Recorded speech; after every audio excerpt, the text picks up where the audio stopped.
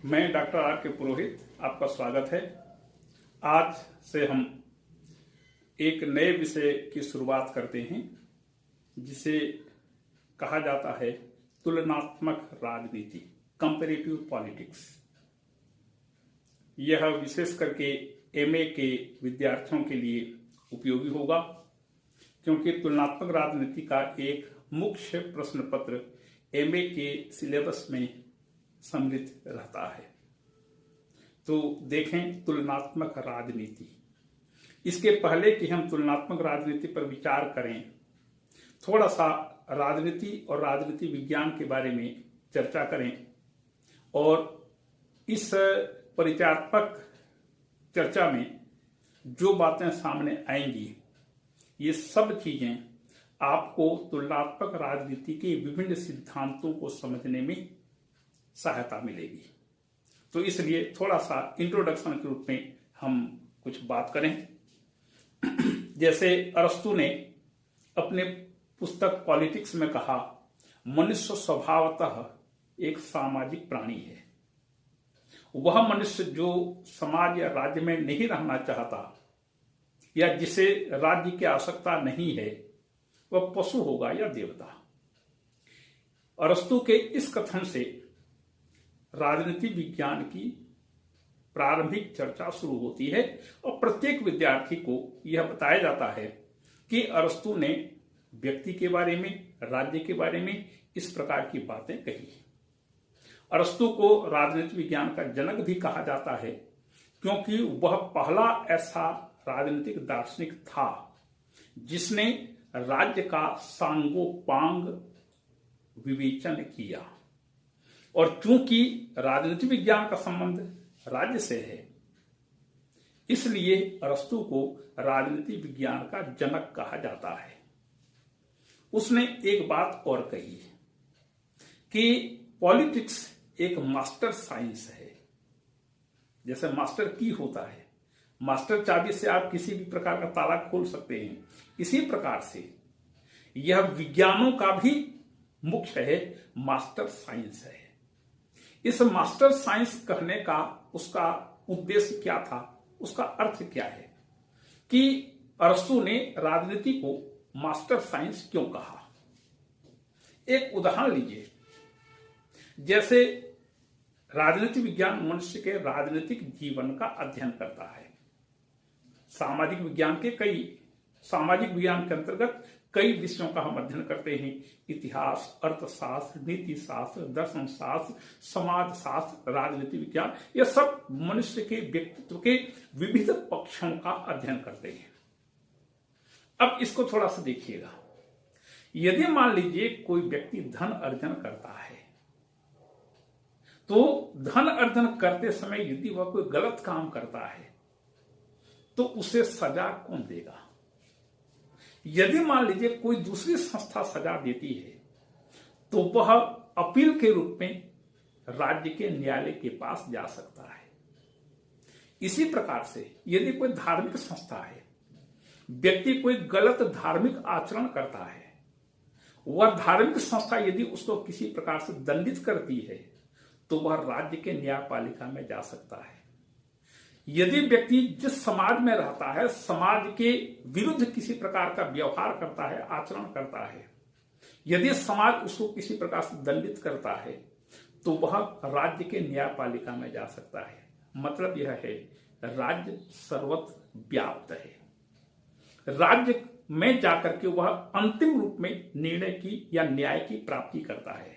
क्योंकि राज्य को शक्ति का वैधानिक प्रयोग करने का अधिकार है, क्योंकि राज्य को शक्ति का प्रयोग करने का अधिकार है, अन्य किसी संस्था को नहीं है।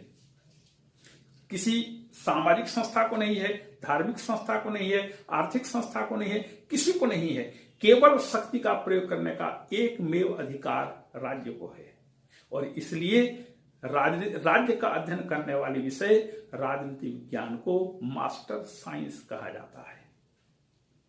राज्य एकमात्र ऐसी संस्था है जिसे शक्ति का प्रयोग करने का वैधानिक अधिकार होता है। इसलिए राजनीति विज्ञान एक मास्टर साइंस है। तो यदि हम राजनीति विज्ञान का अध्ययन करें तो इसमें दो प्रकार की बातें आती हैं। एक है परंपरागत राजनीति विज्ञान, दूसरा है आधुनिक राजनीति विज्ञान। परंपरागत राजनीति विज्ञान क्या है? जिस राजनीति विज्ञान का अध्ययन द्वितीय विश्व युद्ध के पूर्व तक होता रहा, जब से राजनीति का अध्ययन करना शुरू किया गया, तब से लेकर के द्वितीय विश्व युद्ध के पूर्व तक का समय या द्वितीय विश्व युद्ध तक का समय, ये पूरा का पूरा परंपरागत राजनीति विज्ञान का समय माना जाता है। और द्वितीय विश्व युद्ध के बाद जिस राजनीति का अध्ययन किया जाता है उसे आधुनिक राजनीति विज्ञान कहा जाता है। यह परंपरागत राजनीति विज्ञान मूलतः संस्थाओं के अध्ययन पर आधारित था। संस्थाओं का अध्ययन मतलब संविधानों का अध्ययन, उसके सैद्धांतिक पक्ष का अध्ययन, कैसा है कि स्थान पर कैसा होना चाहिए इसका अध्ययन, कैसा होना चाहिए इसका संबंध किससे है, इसका संबंध भविष्य से है। मतलब परंपरागत राजनीति विज्ञान आदर्श और मूल्यों पर मूलतः आधारित था है। यह आदर्शों को अधिक ध्यान देता है, मूल्यों को ध्यान देता है। मूल्य क्या है देखिएगा, जैसे हम पुराने समय में पढ़ते थे, हम जब पढ़ते थे तो हमको कहा जाता था अल्पाहारी सदाचारी विद्यार्थी पंचलक्षण, स्वान निद्रा तथैव च बको ध्यान वगैरह वगैरह कहा जाता था। अल्पाहारी सदाचारी विद्यार्थी पंचलक्षण, तो विद्यार्थी के 5 लक्षण माने जाते थे कि उसे बगुले के समान ध्यान अवस्थित होना चाहिए, कुत्ते के समान हल्की नींद लेनी चाहिए, अल्पाहारी होना चाहिए मतलब कम से कम खाना चाहिए, मितभाषी होना चाहिए। ये विद्यार्थी के 5 लक्षण। ये मतलब क्या है? ये मूल्यों पर आधारित है। यदि आज की तारीख में किसी विद्यार्थी से कहें कि वह अल्पाहारी सदाचारी हो तो क्या वह पसंद करेगा? या कोई भी व्यक्ति यदि किसी को ऐसा कहे कि विद्यार्थियों का लक्षण ऐसा होना चाहिए, तुम्हें ऐसा कोई लक्षण नहीं है, तो क्या उस व्यक्ति को पसंद करेगा कोई व्यक्ति? कोई नहीं चाहेगा। तो पैमाने बदलते रहते हैं। पहले मूल्यों पर अधिक जोर दिया जाता था, आज मूल्य विहीन चीजों का अध्ययन किया जाता है, जिसमें कोई मूल्य नाम की चीज ना हो, बिल्कुल रूखा सूखा। इसी प्रकार से आदर्श का अध्ययन किया जाता था। कैसा है इसका अध्ययन नहीं करते थे, कैसा होना चाहिए इसका अध्ययन करते थे। जैसे प्लेटो ने अपने रिपब्लिक में एक आदर्श राज्य का वर्णन किया, आदर्श राज्य का, कि राज्य को ऐसा होना चाहिए। अरस्तु ने भी अपने पुस्तक पॉलिटिक्स में एक राज्य का उल्लेख किया जिसे भी आदर्श राज्य कहते हैं। जैसे महात्मा गांधी ने राम राज्य का उल्लेख किया, कार्ल मार्क्स ने साम्यवाद का उल्लेख किया। ये सब के सब, जैसे हिगल ने एक आदर्श राज्य मतलब पृथ्वी पर ईश्वर के अवतरण का उल्लेख किया। ये सब के सब आदर्शों पर आधारित थे। ऐसा है उसका अध्ययन नहीं होता था। राज्य को कैसा होना चाहिए इसी पर सभी राजनीतिक दार्शनिकों का ध्यान केंद्रित होता था और उसी के आधार पर वे अलग अलग सिद्धांतों का निर्माण किया करते थे। संविधान का अध्ययन, केवल संविधान का आपने अध्ययन कर लिया तो उसका व्यवहार चाहे जैसा भी हो, उसके अध्ययन की कोई आवश्यकता उस जमाने में विचारक नहीं किया करते थे। बस संविधान के सैद्धांतिक पक्षों का भी केवल अध्ययन किया जाता था। तो परंपरागत राजनीति विज्ञान मूल्यों और आदर्शों पर आधारित था। यह संस्थाओं का अध्ययन करता था, संस्थानों के कार्यवाहियों का, उसके क्रियात्मक पक्ष का, व्यावहारिक पक्ष का अध्ययन नहीं करता था। इसी प्रकार से जैसे लोकतंत्र का मूल्य है, लोकतंत्र एक मूल्य है, तो उस जमाने में मतलब द्वितीय विश्व युद्ध के पूर्व तक राजनीतिक समीक्षक किसी भी देश की शासन व्यवस्था को केवल एक कसौटी पर कसते थे कि उस देश की शासन व्यवस्था लोकतांत्रिक है या नहीं है। यदि लोकतांत्रिक है तो वह जैसा भी काम करे उसके 100 गुण माफ होते थे। लेकिन मान लीजिए किसी देश की शासन व्यवस्था लोकतांत्रिक नहीं होती थी तो उसके द्वारा की गई हर चीज उसके द्वारा किया गया हर काम गलत होता था, क्योंकि एक निश्चित कसौटी पर कस करके किसी चीज को देखा जाता था। एक उदाहरण लीजिए, पुराने समय का, इस समय का। एक विद्यार्थी है, दो विद्यार्थी हैं, उनमें से एक विद्यार्थी ऐसा है जो सभी अपने सहयोगों के साथ बहुत बढ़िया संबंध बनाता है, बहुत बढ़िया बातचीत करता है, सबको सहयोग करता है, सबके साथ मित्रवत व्यवहार करता है, बहुत ही कोऑपरेटिव नेचर का है, समस्याओं को दूर करने का प्रयास करता है। परीक्षा में उसे 50% अंक मिलते हैं। एक दूसरा विद्यार्थी है, कभी कभी कॉलेज आता है, जिस दिन भी आता है उसका किसी न किसी के साथ विवाद जरूर होता है, झगड़ा होता है, मारपीट जरूर होती है। परीक्षा में उसे प्रथम श्रेणी का अंक मिलते हैं, डिस्टिंक्शन लाता है, फर्स्ट पोजीशन प्राप्त करता है। दोनों पर विचार करिएगा। यदि हम परंपरागत राजनीति विज्ञान की दृष्टि से देखें तो हम यह मानेंगे कि वह जो विद्यार्थी सबके साथ सहयोगपूर्ण संबंध स्थापित किया हुआ है उसको हम अच्छा मानेंगे। आधुनिक राजनीति विज्ञान कहता है कॉलेज पढ़ने के लिए है, और यदि कोई विद्यार्थी प्रथम श्रेणी का अंक प्राप्त करता है, डिस्टिंक्शन में पास होता है, तो वह चाहे जैसा भी काम करे उसको ध्यान देने की आवश्यकता नहीं है, उसको प्रथम जो स्थान प्राप्त किया है वही विद्यार्थी अच्छा है। तो पैमाने बदल गए हैं। पहले मूल्यों के आधार पर हर चीज का अध्ययन किया जाता था, आज मूल्य विहीन राजनीति का अध्ययन किया जाता है। लक्ष्य देखा जाता है, साधन को कोई नहीं देखता। जैसे मैकियावेली ने कहा था, साध्य पर हमारा ध्यान होना चाहिए, साधन हमेशा पूज्य माने जाएंगे और आपको कोई नहीं पूछेगा कि आपने किन साधनों का प्रयोग करते हुए साध्य को प्राप्त किया। तो दृष्टिकोण अलग अलग है, चीज वही है। अध्ययन करना, पहले अध्ययन होता था मूल्यों के आधार पर, आज होता है बिना मूल्य की चीजों का अध्ययन किया जाता है। वैज्ञानिक पद्धति को स्वीकार किया गया है। वैज्ञानिक पद्धति जैसे विज्ञान है, वैज्ञानिक पद्धति का अध्ययन करने का मतलब है किसी चीज का विश्लेषण करना, विवेचन करना नहीं, विश्लेषण करना। अब जरा विवेचन और विश्लेषण पर विचार करिए। पहले विवेचन होता था ऐतिहासिक दृष्टि से, मूल्यात्मक दृष्टि से, आदर्श की दृष्टि से। आज वैज्ञानिक दृष्टि से विश्लेषण होता है। तो विश्लेषण और विवेचन को थोड़ा सा समझिएगा। मैं आपको एक कहानी बताता हूं दो ढंग से। आपने एक कहानी सुनी होगी। एक आदमी कहीं जा रहा था, उसने देखा बगीचे में आम का पेड़ है, उसमें आम का फल लगा है। उसने तोड़ा, खाया। इतने में जब वो खा रहा था, मालिक आ गया, बगीचे का मालिक आ गया। उसने उसको 2 लाठी कस के जमाए, रोने लगा बेचारा। ये एक कहानी का एक विवेचन हुआ। अब जरा वैज्ञानिक दृष्टिकोण से विश्लेषण देखिएगा। वैज्ञानिक विश्लेषण कैसा होता है? एक आदमी, उसी कहानी को मैं वैज्ञानिक दृष्टि से बता रहा हूं, विश्लेषणात्मक दृष्टि से।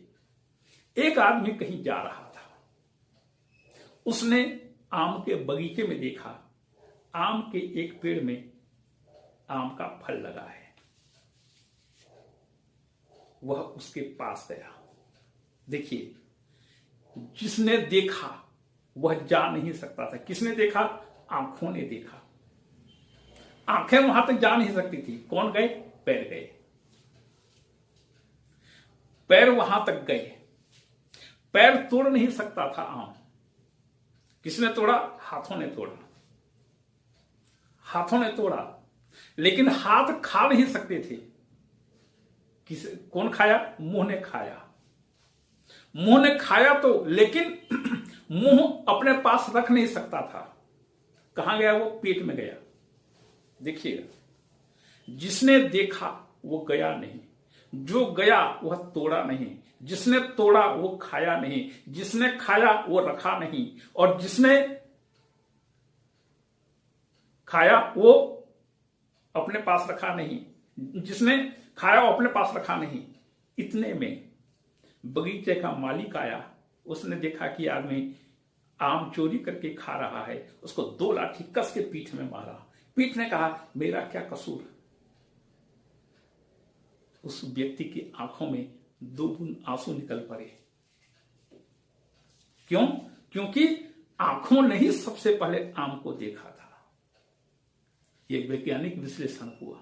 इसके पहले जो मैंने बताया वो विवेचन है, वर्णनात्मक शैली में किसी चीज को प्रस्तुत करना और व्यक्ति को यह बात की छूट दे देना कि वह उसका निष्कर्ष निकाले। वैज्ञानिक विश्लेषण में एक एक चीज का विश्लेषण किया जाता है ताकि कोई भी अध्येता, पढ़ने वाला अच्छी तरह से समझ जाए। ये विवेचन और विश्लेषण हुआ। तो पुराने समय में राजनीति, राजनीति विज्ञान और राजनीति दर्शन, इन 3 नामों से इसे पुकारा जाता था। राजनीति वैसे देखा जाए तो राजनीति का संबंध व्यवहार से है। हम जो अपनी आंखों के सामने तेरे मेरे के भावना देखते हैं, तू तू मैं देखते हैं, विवाद देखते हैं, संघर्ष देखते हैं, अनेक प्रकार के षड्यंत्र देखते हैं, अनेक प्रकार के टांगे खींचना, उसकी आलोचना करना, विरोध करना, ये तमाम चीजें राजनीति के अंतर्गत अध्ययन में सम्मिलित की जाती है। राजनीति विज्ञान वह है जो विषय का वैज्ञानिक अध्ययन करता है। इसमें सिद्धांत और व्यवहार दोनों चीजें सम्मिलित होती है। और तीसरा शब्द है राजनीति दर्शन। राजनीति दर्शन के अंतर्गत यह देखा जाता है कि राज्य को कैसा होना चाहिए, भविष्य पर आधारित है। तो राजनीति व्यावहारिक है, राजनीति दर्शन सैद्धांतिक है, राजनीति विज्ञान दोनों चीजों का समन्वय करता है। अब द्वितीय विश्व युद्ध के पूर्व तक जो भी अध्ययन होता था केवल यूरोपियन राष्ट्रों का अध्ययन होता था। क्यों? उस जमाने में विश्व का मतलब केवल यूरोप माना जाता था, क्योंकि अमेरिका, चाहे उत्तर अमेरिका के विभिन्न देशों जिसमें अमेरिका भी है और दूसरा दक्षिण अमेरिका, ये सब बहुत दूर थे, यूरोप से बहुत दूर थे। ऑस्ट्रेलिया भी बहुत दूर था। एशिया के तमाम देश उपनिवेश थे, केवल एक महाद्वीप बच गया यूरोप। तो पहले जमाने में या द्वितीय विश्व युद्ध के पूर्व तक यूरोप की राजनीति को विश्व राजनीति या अंतरराष्ट्रीय राजनीति कहा जाता था। आपने गौर किया होगा, प्रथम विश्व युद्ध यूरोप के राष्ट्रों द्वारा यूरोप की भूमि में लड़ा गया था, लेकिन उसे विश्व युद्ध का नाम दिया गया। इसी प्रकार से प्रथम विश्व युद्ध तक यूरोप की राजनीति को विश्व राजनीति कहा जाता था। तो केवल यूरोप ही यूरोप था, अन्य देश तुच्छ थे, नगण्य थे, उपेक्षित थे, अलग थे। लेकिन द्वितीय विश्व युद्ध के बाद जब 1945 में द्वितीय विश्व युद्ध समाप्त हो गया, तो उसके बाद अनेक उपनिवेश एक एक करके स्वतंत्र होने लगे। इनकी संख्या सैकड़ों में थी, 1 2 4 नहीं, सैकड़ों राष्ट्र एक एक करके स्वतंत्र होने लगे। इसमें एशिया के तमाम देश थे, पूरा का पूरा अफ्रीका के सभी देश थे, दक्षिण अमेरिका के 10 देश थे। ऐसे ऐसे करके सैकड़ों की संख्या में नए राष्ट्रों की, नए राज्यों की स्थापना हुई। क्योंकि ये सब के सब उपनिवेश थे, पराधीनता में जीवन यापन कर रहे थे, तो स्वाभाविक है जब इनके हाथ में सत्ता आ गई तो इन देशों में लोकतांत्रिक व्यवस्था की स्थापना की गई। जब लोकतंत्र की स्थापना हो गई, लोकतांत्रिक शासन, चुनाव वगैरह हुए, पूरी व्यवस्था ठीक ठाक की गई, उसके बाद फिर लोकतांत्रिक सरकारें बनी। लोकतांत्रिक सरकारों ने काम करना शुरू किया। लेकिन 4 5 8 10 साल के अंदर स्थिति ये आई कि इनमें से लगभग 80% देशों में लोकतांत्रिक व्यवस्था असफल हो गई। इन देशों में क्रांतियां हुई और क्रांतियों के बाद कई देशों में सैनिक तानाशाही आ गई, दूसरे प्रकार की तानाशाही आ गई, साम्यवादी व्यवस्था की स्थापना हो गई। मतलब गैर लोकतांत्रिक पद्धतियां इन देशों में स्थापित हो गई। लोकतंत्र चल नहीं पाया। जब लोकतंत्र चल नहीं पाया तो राजनीतिक वैज्ञानिकों का, राजनीतिक विचारकों का माथा ठनका। उन्होंने सोचा कि जब लोकतांत्रिक पद्धति दुनिया की सर्वश्रेष्ठ पद्धति है तो इन देशों में जिन्हें हम तृतीय विश्व कहते हैं, इन तृतीय विश्व के देशों में लोकतांत्रिक व्यवस्था सफल क्यों नहीं हुई? जब लोकतंत्र व्यवस्था दुनिया की सर्वश्रेष्ठ व्यवस्था है, आप दुनिया की किसी भी पद्धति का अध्ययन कर लीजिए, सर्वश्रेष्ठ पद्धति के रूप में लोकतंत्र को एक स्थान हासिल है। तो जब लोकतांत्रिक व्यवस्था इतनी अच्छी व्यवस्था है, इतनी श्रेष्ठ व्यवस्था है, तो दुनिया के सभी देशों में लोकतंत्र सफल क्यों नहीं हो सकता? सफल होना चाहिए।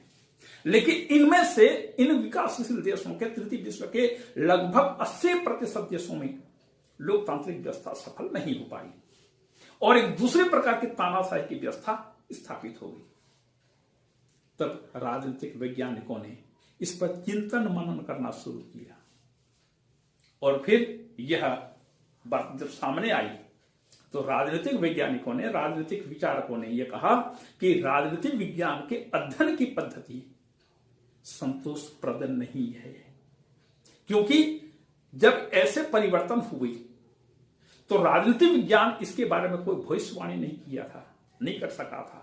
एक सामाजिक विज्ञान होने के नाते राजनीतिक विज्ञान की एक सबसे बड़ी जिम्मेदारी यह थी कि वह राज्यों में होने वाले परिवर्तनों की ओर लोगों का ध्यान आकृष्ट कर सके, उसको फोकस कर सके। लेकिन राजनीतिक विज्ञान अपने दायित्वों को पूरा नहीं कर पाया। परिणाम स्वरूप जो राजनीतिक वैज्ञानिक थे, इनके मन में एक असंतोष उत्पन्न हुआ और उन्होंने यह कहा कि राजनीतिक दुर्दशा का एकमात्र कारण यही है कि अभी तक राजनीतिक विज्ञान मूल्यों और आदर्शों पर जोर देता रहा, जबकि उसे अपना दृष्टिकोण वैज्ञानिक रखना चाहिए था। एक मोटे तौर पर वैज्ञानिक दृष्टिकोण और आदर्शवादी दृष्टिकोण, इन दोनों में एक अंतर बता देता हूं। एक अंतर मूल चीज यह है, अभी जैसे मैंने दो विद्यार्थियों का उदाहरण दिया था, एक मूल्य पर आधारित है, दूसरा तथ्यों पर आधारित है। वैज्ञानिकों का कहना है, राजनीतिक वैज्ञानिकों का कहना है, आप तथ्यों पर जोर दीजिए, मूल्यों पर जोर मत दीजिए, क्योंकि मूल्य जो होते हैं वे भेदभाव कर सकते हैं, मूल्य भेदभाव कर सकते हैं, लेकिन तथ्य जो है भेदभाव नहीं करते, वह बिल्कुल निष्पक्ष अध्ययन करते हैं। तो तथ्यों के आधार पर हमारा जो भी अध्ययन हो वह सच होगा, सत्य पर आधारित होगा और वह विश्वसनीय होगा, किसी प्रकार से भेदभाव या पक्षपात से सर्वथा अलग होगा। इसलिए हमें वैज्ञानिक अध्ययन पद्धति का उपयोग करना चाहिए। और जब राजनीतिक विज्ञान में वैज्ञानिक अध्ययन पद्धति को स्वीकार किया गया, तब सबसे पहला सिद्धांत सामने आया, व्यवहारवाद। व्यवहारवाद बहुत कठिन सिद्धांत माना जाता है व्यवहारवाद को, लेकिन कुछ नहीं है ये व्यवहारवाद। क्या है? 2 लाइन में बता देता हूं। व्यवहारवाद मनुष्य के व्यवहार का अध्ययन करता है। 1 लाइन, मनुष्य का व्यवहार का अध्ययन करता है। इसका मतलब क्या हुआ? इसका मतलब यह हुआ कि व्यक्ति जिस वातावरण में रहता है, जिस वातावरण में वह जीवन यापन करता है, अपना समस्त जीवन का सब कार्य करता है, उसी वातावरण के अनुरूप वह मन बनाता है, सोचता है, विचार करता है। जैसा सोचेगा, जैसा विचार करेगा, वैसा व्यवहार करेगा, और जैसा व्यवहार व्यक्ति करेगा, उसी प्रकार से देश की शासन व्यवस्था होगी। यदि मान लीजिए किसी देश के लोग लोकतांत्रिक विचार वाले हैं, तो वहां पर तानाशाही आ ही नहीं सकती, किसी हालत में नहीं आ सकती। लेकिन कहीं के लोग यदि तानाशाही व्यवस्था में विश्वास करते हैं, तो वहां पर लोकतंत्र सफल हो ही नहीं सकता। आप भारत और पाकिस्तान को उदाहरण ले लीजिए। पाकिस्तान देखिए, पाकिस्तान में 1947 भारत के साथ ही लोकतंत्र की स्थापना हुई, लेकिन वह लोकतांत्रिक व्यवस्था मुश्किल से पाकिस्तान में 11 साल तक चल सकी। 11वें साल में 1957-58 में पाकिस्तान में क्रांति हुई, सैनिक तानाशाही की स्थापना हो गई। अब तब से लेकर के आज तक पाकिस्तान में कोई भी लोकतांत्रिक सरकार 5 साल का अपना कार्यकाल पूरा नहीं कर पाई है। मतलब मतलब पाकिस्तान में रहने वाले लोगों की प्रवृत्ति लोकतांत्रिक नहीं है, तानाशाही को वो ज्यादा पसंद करते हैं। अब इसी की तुलना भारत से करिए। भारत में श्रीमती इंदिरा गांधी ने 1975-77 19 महीने के दरमियान तानाशाही व्यवस्था की स्थापना की थी। परिणाम क्या हुआ? इस 19 महीने के बाद जब चुनाव हुए तो भारत की जनता ने एक स्वर से श्रीमती गांधी की शासन व्यवस्था को ठुकरा दिया और लोकतांत्रिक व्यवस्था में विश्वास रखने वाले राजनीतिक दल को अपना समर्थन देकर के सरकार बनाने का मौका दिया। और तब से लेकर के आज तक कोई भी दूसरी सरकार, कोई भी दूसरा प्रधानमंत्री तानाशाही स्थापित करने का दुस्साहस नहीं कर पाया है। तो प्रवृत्ति पर, व्यवहार पर है। आपका जैसा व्यवहार होगा उसी प्रकार से देश की शासन व्यवस्था होगी। हम आज देखते हैं कि भारत में सैकड़ों की संख्या में आपराधिक तत्व का मतलब जिनके विरुद्ध अनेक प्रकार के मुकदमे, फौजदारी मुकदमे चल रहे हैं, आपराधिक मुकदमे चल रहे हैं, ऐसे लोग भी चुन करके सांसद बन जाते, विधायक बन जाते हैं। क्यों? हमारी प्रवृत्ति है, हम अपराधियों का गुणगान करते हैं, महिमा मंडन करते हैं। यदि मान लीजिए कोई व्यक्ति आपराधिक कार्यों के कारण जेल की सजा पाया, तो जब उसे जेल से छुटकारा मिलता है, जब वह जेल से छूटता है, तो उसका बिल्कुल बैंड बाजा गाजे बाजे के साथ उसका स्वागत करने के लिए हम जेल पहुंचते हैं और हमारा नेता को और अपने नेता को कंधे पर बिठा करके ले आते हैं, पलक पावड़े बिछा करके उसको स्वागत करते हैं। मतलब क्या हुआ? हमारी प्रवृत्ति है, अपराधियों को हम महिमा मंडन करते हैं। क्यों? क्योंकि वे हमारे प्रतिनिधि हैं, हमारी प्रवृत्ति है। हम 500 रुपए या 100 रुपए के लिए हम बिक जाते हैं, शराब के एक छोटे से पैकेट में हम बिक जाते हैं। हम अपना मतदान उसी को करते हैं जो हमको पैसा देता है, शराब देता है, मांस खिलाता है, पार्टी देता है, तमाम प्रकार से। तो हमारी प्रवृत्ति है। तो जैसी प्रवृत्ति होगी उस देश की शासन व्यवस्था उसी प्रकार की होगी। अब अमेरिका को देखिएगा, अब इंग्लैंड को देखिए। इंग्लैंड में यदि कभी भी किसी मंत्री पर, किसी सांसद पर कोई आरोप लगता है तो वह सबसे पहले अपने पद से त्याग पत्र दे देता है कि पहले इंक्वायरी हो जाए, मैं अपना आपको पाक साफ घोषित करूं, उसका पद तो मुझे कभी भी मिल जाएगा। लेकिन भारत की प्रवृत्ति क्या है? मान लीजिए किसी मंत्री पर कोई आरोप लगा तो समझ जाइए कि उसके कंधे में एक स्टार बढ़ गया, उसकी महत्ता बढ़ गई, अरे बहुत बड़ा आदमी बन गया। ये प्रवृत्ति है। तो भारत में देख लीजिएगा, बड़े बड़े अपराधी भी मंत्री बनकर हम पर, आप पर शासन करते हैं। प्रवृत्ति है। और ये जैसा व्यवहार होगा, देश की शासन व्यवस्था उसी प्रकार की होगी। यही व्यवहारवाद है। तो आज की चर्चा यहां पर समाप्त होती है। अगले चर्चा में फिर और भी अनेक चीजें फिर इसको आगे बढ़ाएंगे। आपको धन्यवाद।